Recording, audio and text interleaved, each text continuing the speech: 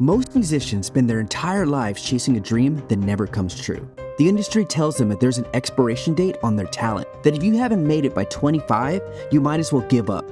But some artists refuse to listen. They keep fighting, keep creating, keep believing, and when their moment finally arrives, they don't just make music, they make history. These are 5 artists who were told that they missed their shot, but they proved that their moment didn't come late. It came exactly when the world was ready to listen. Number 1, Charles Bradley. Picture this, a man in his 60s, working as a James Brown impersonator in small Brooklyn clubs, living in a basement apartment, watching life pass him by. That was Charles Bradley. For most of his life, music was just a dream that kept slipping through his fingers, but at 62, he released his first album. His story starts with abandonment. As a baby, his mother left him. As a teenager, he slept in subway cars. When he finally found a home, his brother was unalived in it. Every time he got close to happiness, tragedy snatched it away. But in 1962, everything changed. His sister took him to see James Brown at the Apollo Theater. For a kid with nothing, singing The Godfather of Soul was like witnessing magic. Bradley was blown away. This was more than music. It was power. It was salvation. And from that moment, he knew exactly what he wanted to do. But life had other plans. Decades of manual labor followed. Cooking jobs, handyman work, homeless shelters. But at night, in small clubs across New York, he transformed into Black Velvet, his James Brown persona. Most people his age were planning retirement. Bradley was still chasing the spotlight that never seemed to find him. Then fate stepped in. During one of his Black Velvet shows, Gabriel Roth of Daptone Records spotted him. Not just another impersonator, but a raw, undiscovered voice with stories to tell. By 2011, at the age of 62, Bradley released his first debut album, No Time for Dreaming. The world finally heard what had been missing. Bradley's voice wasn't manufactured, it wasn't polished. It was pure, unfiltered pain transformed into beauty. His voice was raw power, screaming truths most artists couldn't touch. Then came Changes, a soul-drenched cover of a Black Sabbath ballad that nobody saw coming. The song exploded, eventually becoming the theme song to the hit show Big Mouth. Just like that, a man who spent decades invisible was suddenly everywhere. Cancer unfortunately took Bradley in 2017, but not before he proved that soul has no expiration date. The pain can become purpose, and that sometimes your moment doesn't come when you want it. It comes when you've lived long enough to have something worth saying. Number 2, Sharon Jones. For years, she walked the halls of Rikers Island as a prison guard, watching over New York's most dangerous inmates. By night, she sang in wedding bands, church choirs, backing gigs, anything to keep the dream alive. That was Sharon Jones. The woman record executives dismissed as too short, too fat, too black, too old to ever make it in the music industry. Those executives, they're forgotten now. But Sharon Jones, she became royalty. In an era of polished pop stars and manufactured images, she was raw and authentic. The industry didn't know what to do with her, so she took a job guarding prisoners at Rikers Island. Then, at the age of 40, everything changed. During a session backing an older soul artist, she met Gabriel Roth of Daptone Records. They were looking for the next teenage sensation. They wanted the real thing. And in Sharon Jones, they found a hurricane of pure, unfiltered soul. The music industry had told her she was too old at 40, not pretty enough for an album cover. But Daptone Records didn't want manufactured stars. They wanted fire. And Sharon Jones had been building hers for decades. Her voice carried every rejection, every late night shift, every dream deferred. By 50, when most performers considered retirement, she was just getting started, destroying stages across the world with a fury that left audiences begging for more. Her performances weren't just concerts, they were exorcisms. Wearing sequin dresses and kicking off her shoes, she would command the stage like a general, making audiences forget that there was ever a time before her. She wasn't interested in being cool, she was interested in being real. In 2013, at the height of her power, cancer came for her.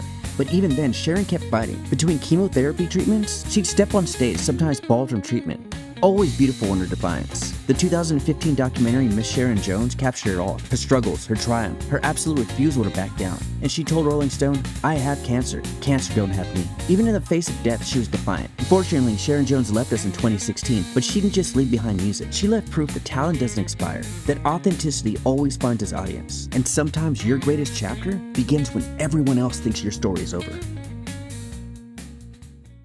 Number 3, T-Model Ford.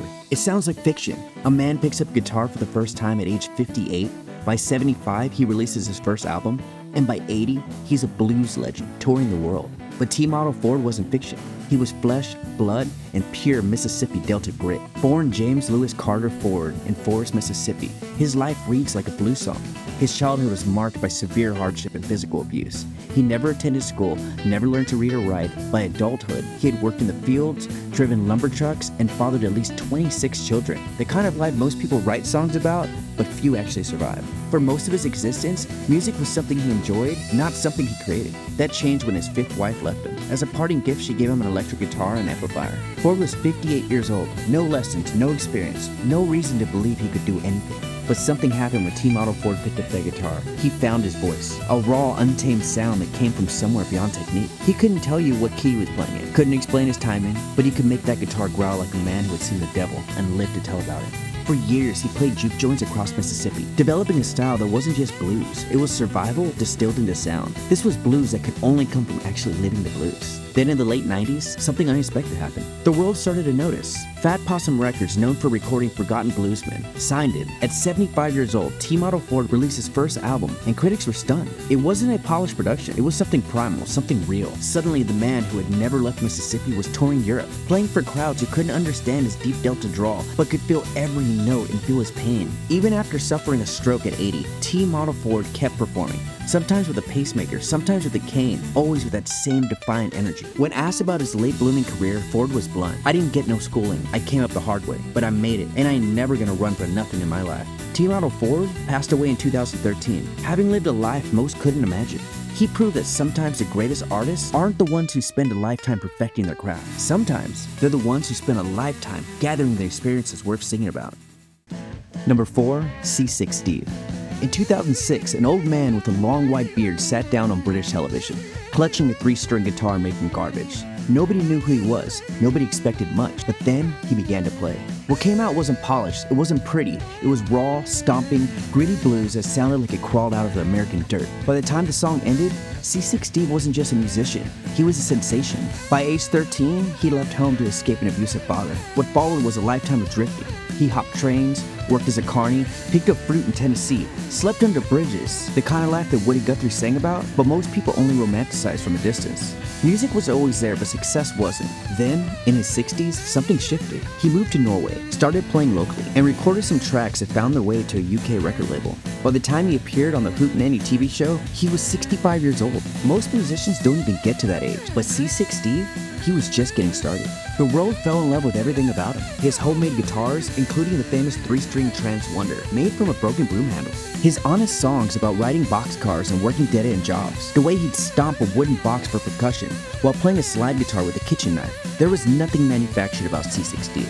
His debut album exploded. Suddenly, the former hobo was playing Glastonbury, touring with legends like John Paul Jones of Led Zeppelin, Jack White, and headlining festivals all across Europe. Critics tried to question his backstory. Some claimed he exaggerated his hobo years, but the music was undeniable. Whether he spent 5 years or 50 years riding rails, those songs came from somewhere real. As he told The Guardian, "You can't fake the blues. Either you've lived it or you didn't." Now in his 80s, Seasick Steve continues performing.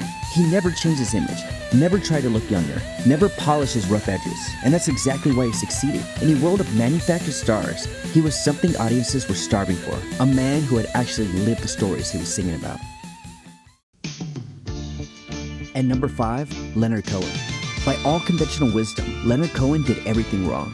His first album came out at age 33, ancient by pop music standards. His voice was a low, untrained rumble.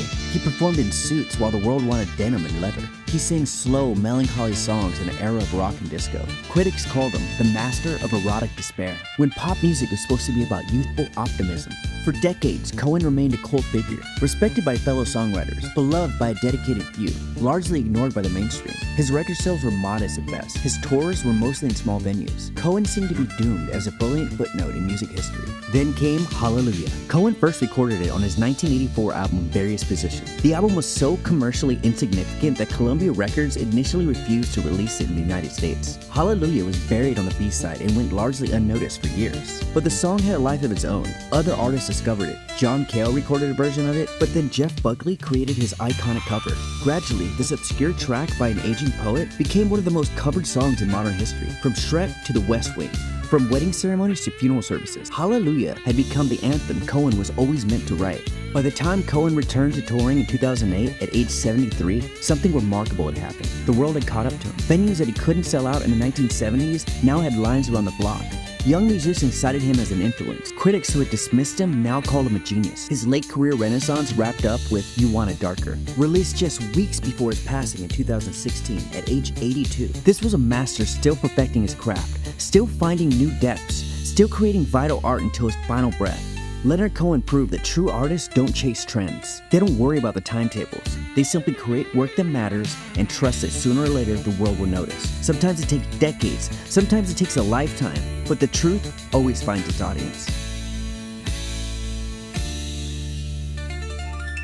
So what can we learn from this? Every one of these artists was told they were too old, too strange, too uncommercial, and too late. Charles Bradley was 62 when his first album dropped. Sharon Jones was 40 when she got her first real break. T Model 4 didn't even pick up a guitar until he was 58. Seasick Steve became famous at 65, and Leonard Cohen wrote his most famous song at 50. None of them fit the mold of what the music industry thought a star should be. None of them followed the conventional path, but all of them created something real, something authentic, something that couldn't be manufactured or focus grouped into existence. And that's the secret. Music doesn't care about your age. It doesn't care about timing. It doesn't care about image. It only cares about truth. These artists didn't succeed despite their age and experience. They succeeded because of it. They had lived long enough to have something worth saying. And when they finally got their chance to say it, the world couldn't help but listen. So if you're creating something and nobody's paying attention yet, remember this. Maybe it's not that you're too late. Maybe it's that you're right on time. And maybe the world just hasn't caught up to you yet. Which of these late blooming legends inspired you the most? Drop it in the comments and let's celebrate the artists who proved it's never too late to change the world.